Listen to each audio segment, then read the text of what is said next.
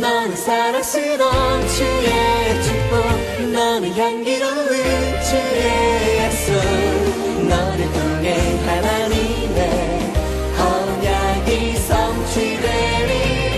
너는 마른 땅에 하늘에서 너는 주님 목에 삶의 축복, 내가 서 있는 땅 영원히 마르지 않으리.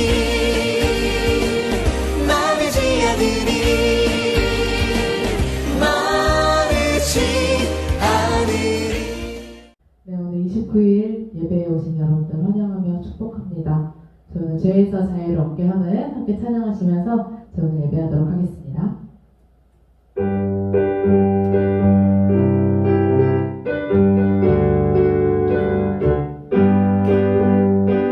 죄에서 자유를 얻게 하는 보혈의 능력, 주의 보혈, 시험을 이기는 승리되니 참 놀라운 능력이로다. 죄에서 자유를 얻게 하는 죄에서 자유를 얻게 하는 보혈의 능력, 주의 보혈, 시험을 이기는 승리되니 참 놀라운 능력이로다.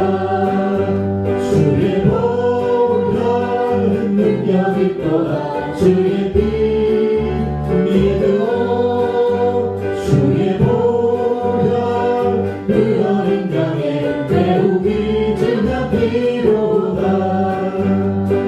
육체의 정욕을 이길 힘은 보혈의 능력, 주의 보혈, 정결한 마음을 얻게 하니 참 놀라운 능력이로다.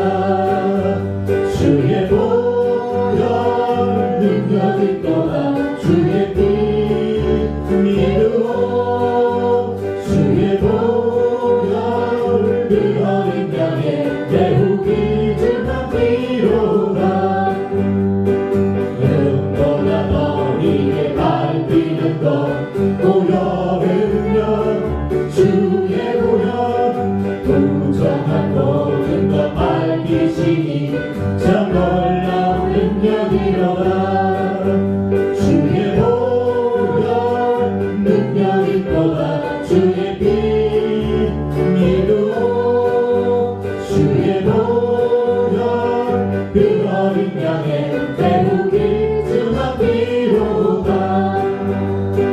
구주의 복음을 전한 제복, 보혈의 능력, 주의 보혈, 날마다 나에게 찬송 드리 참 놀라운 능력이로다. 구주의 복음을 전하세요. 주의 복음을 전한 제복, 보혈의 능력, 주의 보혈, 날마다 나에게 찬송 드리 참 놀라운 능력이로다. 주의 보혈 능력 있도다. 주의 피 믿으오. 주의 보혈 그 어린 양의 배우기 증한 피로다. 주의 보혈 능력 있도다. 주의 피 믿으오. 주의 보혈 그 어린 양의 배우기 증한 피로다. 주의 보혈 능력 있도다. 주의 피 믿으오. 주의 보혈 그 어린 양의 배우기 증한 피로다. 주의 보혈 능력 있도다. 주의 보혈 능력 있도다. 주의 피 믿으오. 주의 보혈 그 어린 양의 매우 귀중한 피로다. 아멘.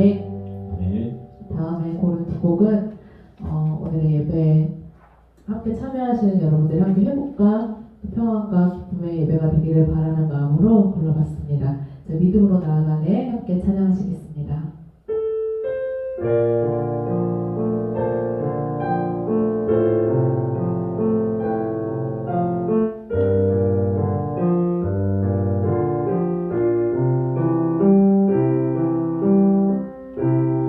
수많은 사람들 주를 따르네 자신의 연약함 가지고 수많은 눈물의 시간 속에서 믿음으로 주를 보내 수많은 사람들 주를 따르네 자신의 연약함 가지고 수많은 눈물의 시간 속에서 믿음으로 주를 보내 주의 영원한 사랑으로 주의 말씀을 이루시네 삶의 모든 문제들 나를 힘겹게 해도 포기하지 않는 오늘을 살아내리라 소망이 보이지 않는 내 삶 속에 주님만이 소망되어 주의 뜻 이루시리라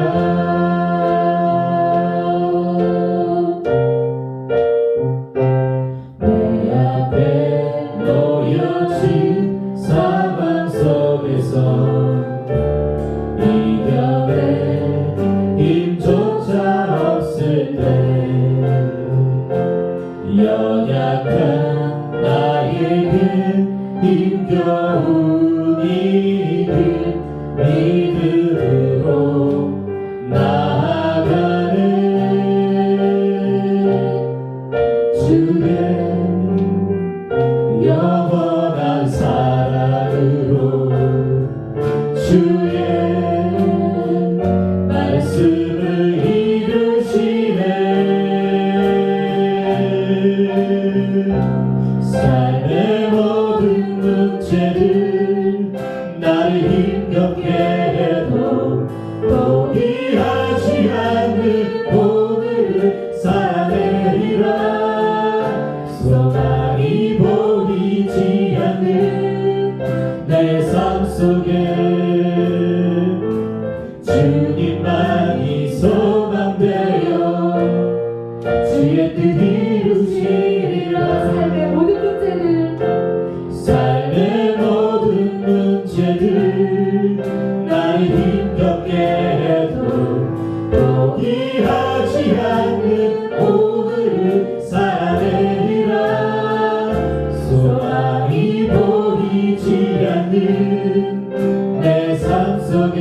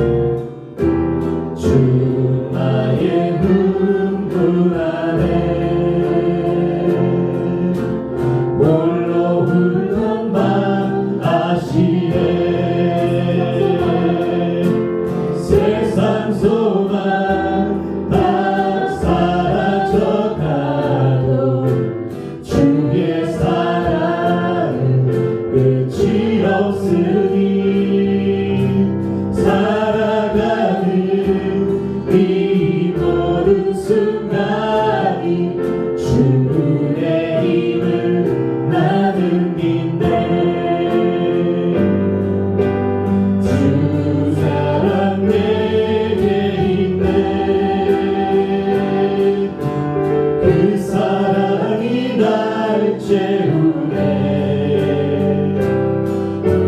주 은혜 내게 있네 그대로 날 세우네 주 사랑 내게 있네 그 사랑이 날 채우네 주 은혜 내게 있네 그대로 날 세우네 세상 소망 다 사라져가도 주의 사랑은 끝이 없으니 살아가는 이 모든 순간이 주 은혜 힘을 나를 믿네 세상 소망 다 사라져가도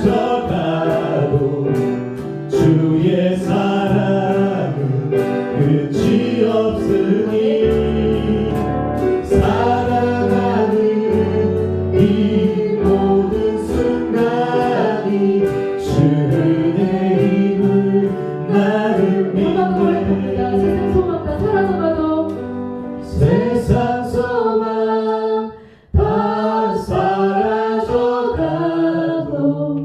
주의 사랑은 끝이 없으니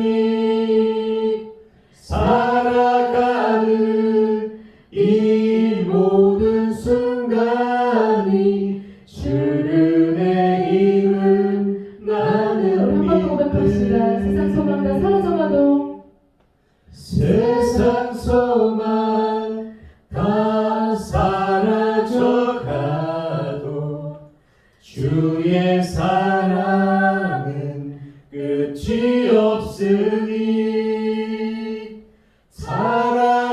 살아가는 이 모든 순간이 주 은혜 힘을 나는 믿네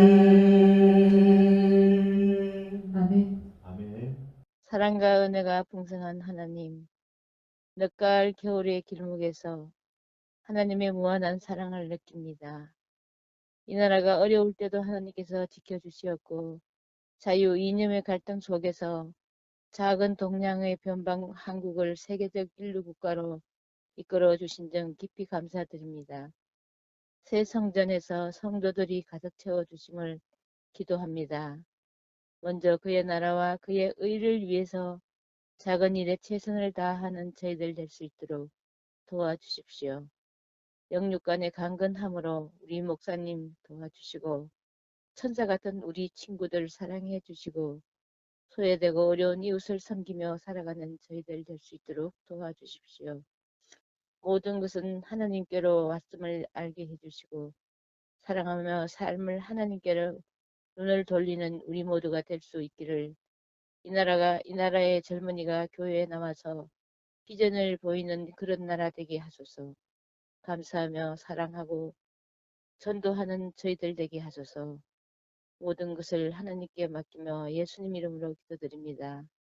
아멘. 2020년 11월 29일 11월의 다섯째 주일입니다. 오늘은 대림절 첫째 주일로 지키고 있습니다. 함께 나눌 하나님의 말씀은 다니엘 4장 28절에서 37절까지 보도록 하겠습니다. 이 모든 일이 다 나 느부갓네살 왕에게 임하였느니라. 12달이 지난 후에 내가 바벨론 왕궁 지붕에서 거닐새 나 왕이 말하여 이르되 이 큰 바벨론은 내가 능력과 권세로 건설하여 나의 도성으로 삼고 이것으로 내 위엄의 영광을 나타낸 것이 아니냐 하였더니 이 말이 아직도 나 왕의 입에 있을 때 하늘에서 소리가 내려 이르되 느부갓네살 왕아 내게 말하노니 나라의 왕위가 내게서 떠났느니라. 내가 사람에게서 쫓겨나서 들짐승과 함께 살면서 소처럼 풀을 먹을 것이요 이와 같이 7대를 지내서 지극히 높으신 이가 사람의 나라를 다스리시며 자기의 뜻대로 그것을 누구에게든지 주시는 줄을 알기까지 이르리라 하더라. 바로 그때 이 일이 나 느부갓네살에게 응함으로 내가 사람에게 쫓겨나서 소처럼 풀을 먹으며 몸이 하늘 이슬에 젖고 머리털이 독수리 털과 같이 자랐고 손톱은 새 발톱과 같이 되었더라. 그 기한이 참에 나 느부갓네살이 하늘을 우러러 보았더니 내 총명이 다시 내게로 돌아온지라. 이에 내가 지극히 높으신 이에게 감사하며 영생하시는 이를 찬양하고 경배하였나니 그 권세는 영원한 권세요 그 나라는 대대에 이르리로다. 땅의 모든 사람들을 없는 것 같이 여기시며 하늘의 군대에게든지 땅의 사람에게든지 그는 자기 뜻대로 행하시나니 그의 손을 금하든지 혹시 이르기를 내가 무엇을 하느냐고 할 자가 아무도 없도다.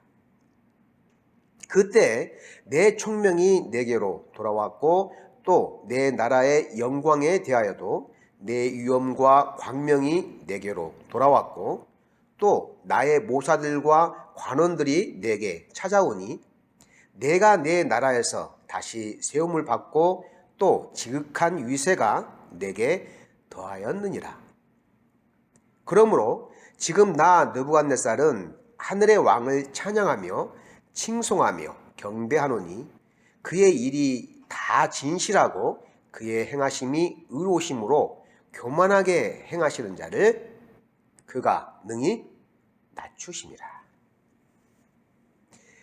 바벨론 느부갓네살 왕은 2번에 걸쳐서 꿈을 꿉니다. 첫 번째 꿈은 지난주에 말씀을 나누었던 큰 신상에 관한 꿈을 꾸었고요. 두 번째 꿈은 높은 나무에 관한 꿈입니다. 28절에서 이 모든 일이 다 나 느부갓네살에게 임하였느니라 라고 기록하고 있는데 바로 그 두 번째 꿈이 느부갓네살 왕에게 임하였다는 뜻입니다. 큰 나무에 관한 꿈은 어떤 내용의 꿈일까요? 4장 10절 앞절에서 이렇게 설명하고 있습니다. 땅 중앙에 한 나무가 있는데 그 나무가 자라 견고해지고 그 높이가 하늘에 닿았으며 그 모양이 땅 끝에서도 보였습니다.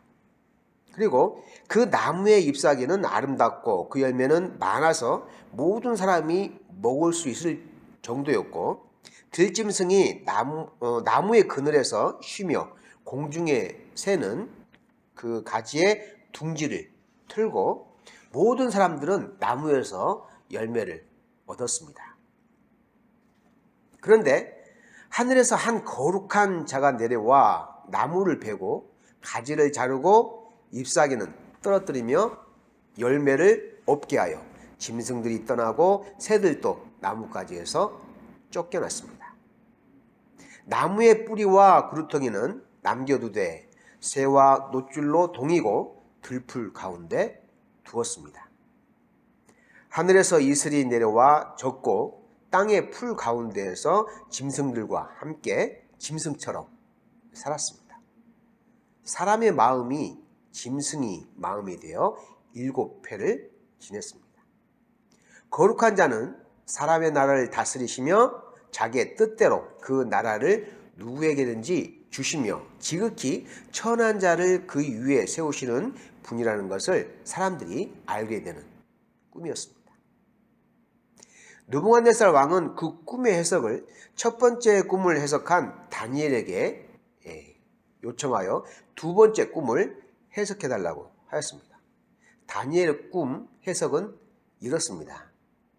이 나무는 느부갓네살 왕을 가리키며 왕의 권세가 견고하고 창대하여 하늘에 닿고 땅 끝까지 미친다고 하였습니다. 그러나 하나님의 명령으로 그 권세에서 쫓겨나 들짐승과 같이 함께 살며 소처럼 풀을 먹으며 하늘 이슬에 젖는 생활을 자그마치 7년 동안 지내게 될 것이라는 뜻입니다. 나무의 뿌리와 그루터기를 남겨두라고 하는 까닭은 다시금 느부갓네살 왕에게 기회를 주어 이 나라를 하나님께서 다스리신다는 사실을 깨달은 후에 다시금 왕으로 복귀시키고 나라를 견고하게 해 주시겠다는 것입니다. 다니엘은 첫 번째 꿈에 이어서 두 번째 꿈도 명쾌하게 해석을 내립니다. 오늘 본문은 교만, 하나님의 징계, 겸손과 회복, 하나님 찬양으로 이어지는 바벨론 왕 느부갓네살의 변화되어가는 모습을 기록하고 있습니다. 다니엘의 꿈 해석으로 앞으로 느부갓네살 왕이 겪게 될 비참한 삶에 대해서 알려주었지만 1년이 넘도록 깨닫지 못하고 여전히 교만함으로 일관한 모습을 보이고 있습니다. 30절에서 내가 능력과 권세로 건설하여 나의 도성으로 삼고 이것으로 내 위엄의 영광을 나타낸 것이라고 말하면서 자신이 이룩한 부강한 나라를 자랑하며 교만으로 가득 찬 모습을 보여주고 있습니다. 느부갓네살 왕의 오만함과 교만함은 3장에서도 드러나고 있습니다. 금으로 신상을 만들어 놓고 모든 백성으로 하여금 신상 앞에 절하고 경배하게 했습니다. 만약 경배하지 않으면 풀무불에 집어넣겠다고 공포를 하였습니다. 하지만 다니엘의 세 친구 사드락, 메삭, 아벳느고는 하나님 외에 그 어느 누구에게도 경배하지 않겠다고 맹세했습니다. 그러자 느부갓네살 왕은 이렇게 말합니다. 3장 15절에서 너희를 맹렬히 타는 풀무불 가운데 던져 넣을 것이니 능히 너희를 내 손에서 건져낼 신이 누구이겠느냐 라고 말하며 자신을 경배할 대상이며 생명을 건져줄 신이라고까지 표현을 했습니다. 자, 이에 세 친구는 3장 17절 18절에서 이렇게 고백합니다. 왕이여, 우리가 섬기는 하나님이 계시다면 우리를 맹렬히 타는 풀무불 가운데에서 능히 건져내시겠고 왕의 손에서도 건져내시리이다. 그렇게 하지 아니하실지라도 왕이여, 우리가 왕의 신들을 섬기지도 아니하고 왕이 세우신 금 신상에게 절하지도 아니할 줄을 아옵소서. 이렇게 말하며 끝까지 하나님만을 섬기고 경배하겠다고 맹세를 합니다. 자, 이 세 친구의 목숨이 위태롭게 되었습니다. 어떻게 되었을까요? 당연히 풀무불에 던져졌지요. 풀무불에 던져지는 순간 이들의 몸은 순식간에 불에 타서 없어질 것입니다. 하지만 놀라운 기적이 일어납니다. 이들 세 친구가 풀무불 가운데 들어갔지만 전혀 이들의 몸이 타지 않았습니다. 옷자락 하나 상하지 않았습니다. 하나님께서 이들을 지켜주신 것입니다. 하나님을 경배하고 하나님을 예배하는 사람은 머리털 하나도 상하지 않는 축복을 받게 된다는 사실을 잘 보여주고 있습니다. 하나님은 교만으로 가득한 바벨론의 느부갓네살 왕을 징계하십니다. 궁궐에서 쫓겨나 들짐승처럼 살며 소가 먹는 풀을 뜯어먹고 하늘의 이슬을 맞으며 독수리처럼 머리털이 어지럽게 자라며 손톱은 새발톱처럼 볼품없이 자라는 것으로 봐서는 마치 길거리의 노숙자처럼 그렇게 지내게 된다는 것이죠. 7회가 지난 후에 느부갓네살 왕은 모든 세상의 주권은 하나님의 손에 있으며 자신이 다스렸던 나라 역시 하나님께서 다스리신다는 사실을 깨닫게 됩니다. 하나님은 교만한 마음을 버리고 겸손한 마음을 갖게 된 느부갓네살 왕을 다시금 왕으로 복귀시켜 주시고 권세도 회복시켜 줍니다. 37절에서 느부갓네살 왕이 존귀하신 하나님을 찬양하며 영광을 올려드리는 내용이 나옵니다. 하나님께서 바벨론의 느부갓네살 왕에게 이렇게까지 하신 이유가 뭘까요? 하나님은 교만한 자를 낮추시고 겸손한 자를 높이시는 분이시기 때문입니다. 잠언 16장 18절에서 교만은 패망의 선봉이요 거만한 마음은 넘어짐의 앞잡이니라 라고 말씀하고 있고, 계속해서 19절에 겸손한 자와 함께하여 마음을 낮추는 것이 교만한 자와 함께하여 탈취물을 나누는 것보다 나으니라 라고 말씀하고 있습니다. 교만한 사람은 어떤 사람인가요? 첫째, 하나님의 도움을 필요로 하지 않습니다. 욥기 36장 13절을 보면은 마음이 경건하지 아니한 자들은 분노를 쌓으며 하나님이 속박할지라도 도움을 구하지 아니하나니 라고 말합니다. 여기에서 교만한 자를 마음이 경건하지 아니한 자라고 표현하고 있습니다. 이러한 사람은 마음속에 분노가 가득하고 그 분노로 다른 사람들에게 해를 끼치는 사람입니다. 더 나아가 하나님의 도움을 필요로 하지 않고 자신이 스스로 문제를 해결하려고 하는 사람입니다. 자신이 그 문제에 대해서 해결할 수 있다는 자신감으로 가득 찬 사람입니다. 이러한 사람은 쉽게 절망하고 낙담하고 좌절하기 쉽습니다. 두 번째로 교만한 사람은 다른 사람들의 칭찬에 목말라 합니다. 예수님은 마태복음 6장 1절에서 사람에게 보이려고 그들 앞에서 너희 의를 행하지 않도록 주의하라. 그리하지 아니하면 하늘에 계신 너희 아버지께 상을 받지 못하느니라. 이렇게 말씀하시며 선을 베풀 때 사람들의 눈에 드러나지 않도록 하라고 말씀하시는데, 교만한 사람은 어떻게 해서든 사람들의 시선을 끌려고 하고 있고 인정을 받으려고 하고 있고 칭찬을 받아야 마음이 놓이는 사람입니다. 이러한 사람에 대해서 하나님은 하늘에서의 상급은 없다고 말씀하고 계십니다. 이미 이 땅 위에서 여러 사람들에게 상을 받았기 때문에 하늘에서는 받을 상이 없다는 것입니다. 그러므로 이 땅에서 받는 상급이나 칭찬에 너무 집착하거나 골몰하지 마시길 바랍니다. 하늘에서의 상급이 이 땅 위에서 받는 그 어떤 상이나 칭찬보다 비교할 수 없을 정도로 크고 풍성합니다. 세 번째는 자신이 최고라고 생각하며 남을 업신여깁니다. 누가복음 18장에서 예수님은 바리새인과 세리의 비유를 통해 교만에 대해서 가르쳐 주시는 내용이 나옵니다.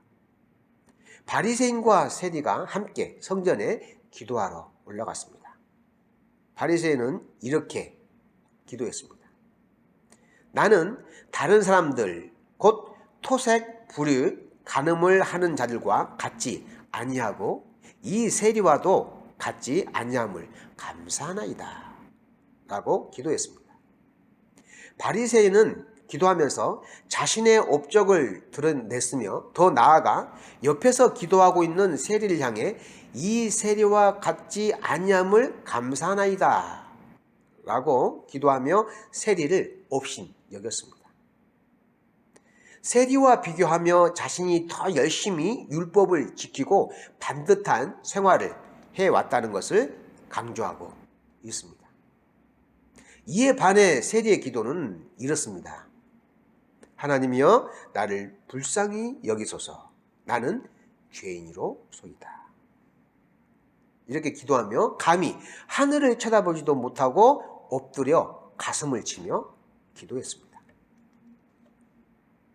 이 두 사람의 기도에 대해 예수님께서는 이렇게 말씀하셨습니다. 누가복음 18장 4절에서 무릇 자기를 높이는 자는 낮아지고 자기를 낮추는 자는 높아지리라 라고 말씀하시며 바리새인보다 세리의 기도를 칭찬하셨고 교만한 자보다 겸손한 자의 기도를 더 들으시고 하나님께서 받으신다는 것을 말씀하셨습니다.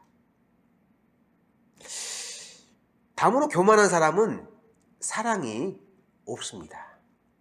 마태복음 23장에서는 제 아들에게 바리새인들과 서기관들을 가리키며 이렇게 말씀하셨습니다. 그들은 말만 하고 행하지 아니하며 라고 말씀하시며, 말만 무성하고 행함에 있어서는 인색한 사람에 대해서 사랑이 없는 교만한 사람이라고 말씀하셨습니다. 예수님께서 비유로 가르쳐 주신 사랑에 대한 가장 바람직한 교훈은 두말할 필요도 없이 선한 사마리아 사람에 대한 비유일 것입니다. 강도 만나 죽어가는 사람을 그냥 지나치지 않고 돌봐준 사람, 이 사람을 선한 사마리아 사람이라고 하는데, 이 사람은 약하고 어려움에 처한 사람을 돌봐줘야 한다고 교육을 받거나 훈련을 받지 않았습니다. 그의 성품에서부터 사랑의 마음이 깃들어 있었기 때문에 어느 때 어느 상황에서도 약자에 대해서, 나의 도움이 필요한 사람에 대해서 그냥 지나치지 않고 나서서 돌봐주는 사람입니다. 평소에 교육을 잘 받고 훈련을 잘 받은 제사장이나 레위인은 실제 행동에 있어서 모범을 보여주지 못했습니다. 오히려 자신에게 어떤 피해가 갈까봐 그 자리를 서둘러 피해갔던 것을 볼 수 있습니다. 그렇다면 어떤 바른 믿음의 삶을 살아야 할까요? 바로 순종입니다. 누가복음 17장 7절에서 10절에는 자신이 권리를 주장하지 않는 종에 대한 이야기가 나옵니다. 밭에서 밭을 갈며 땀을 흘려 일을 하거나 들에서 양을 치며 해질녘까지 열심히 일하다가 일을 마치고 돌아오면 주인이 종들에게 수고했으니 함께 먹고 마시자 라고 하지 않는다는 것입니다. 그럼에도 종은 일터에서 돌아와 주인을 위해 음식을 준비하고 주인이 먹고 마시는 동안에 수종들며 모든 것이 끝났을 때 그때 비로소 허기진 배를 채우기 위해 먹고 마신다는 것입니다. 이것이 당연한 처사이며 마땅히 감당해야 할 몫인 것입니다. 내가 이만큼 했으니 나에게 이 정도는 보상해 주어야 하지 않느냐며 따지지 않습니다. 주든지 안 주든지 상관없이 주어진 현실에 순응하고 감사할 수 있는 삶의 자세를 가질 때 비로소 겸손한 사람이라고 인정을 해주는 것입니다. 고린도전서 10장 33절에서는 겸손한 사람에 대해서 이렇게 언급하고 있습니다. 모든 일에 모든 사람을 기쁘게 하여 자신의 유익을 구하지 아니하고 많은 사람의 유익을 구하여 그들로 구원을 받게 하라. 이렇게 말씀하고 있는데, 겸손한 사람은 자신의 유익보다 남의 유익을 더 챙기는 사람이며 나아가 그들이 구원을 받는 데까지 돕고 섬기는 사람이라고 말씀하고 있습니다. 베드로전서 5장 6절에서는 우리에게 이렇게 권면해주고 있습니다. 하나님의 능하신 손 아래에서 겸손하라. 때가 되면 너희를 높이시리라. 이렇게 말씀하시며 우리에게 늘 겸손의 삶을 살라고 말씀하고 계십니다. 겸손은 손해보는 것 같지만 우리에게 유익입니다. 지금 내가 손해보고 양보하고 불편한 상황에 있지만 그럼에도 불구하고 고집스럽게 겸손을 추구하며 낮아짐의 삶을 살아야 하는 이유는 바로 예수님께서 머지않아 오시는 그날에 우리가 수고하고 애쓴 것에 대한 보답을 해 주신다는 것이죠. 그래서 베드로전서 5장 6절의 말씀처럼 때가 되면 우리를 높여주신다고 약속하고 있습니다. 이 때는 어느 때를 말할까요? 예수님께서 오시는 그때, 예수님께서 재림해 주러 오시는 그날에 확인할 열매의 풍성함을 계산해 보시고 그에 대한 높임을 받는 때가 온다는 것입니다. 그 때를 기대하며 지금의 현재의 삶이 낮고 천해 보여도 힘들고 고단한 삶이라고 여겨진다고 느껴져도 결코 예수 그리스도의 붙들림을 외면하지 않고 신뢰하고 의지하는 삶을 끝까지 포기하지 않는 복된 삶을 이어갈 수 있기를 간절히 바랍니다. 기도하겠습니다. 하나님 아버지 감사합니다. 겸손의 삶을 살게 해주셔서 감사합니다. 비록 내세울 것 없고 자랑할 것 없고 가진 것 없어도 하나님 한 분만으로 만족하며 감사하고 기뻐할 수 있는 이유는 예수님께서 오시는 그날에 우리를 높여주실 것을 기대하기 때문입니다. 안개와 같이 흔적 없이 사라지고 없어질 사람들의 칭찬과 인정받기에 애쓰지 않게 하시고 마음 빼앗기지 않게 하시며 오직 하나님께만 인정받고 칭찬받는 삶을 살아가도록 인도하여 주시옵소서. 생명의 주 예수 그리스도의 이름으로 기도합니다. 아멘.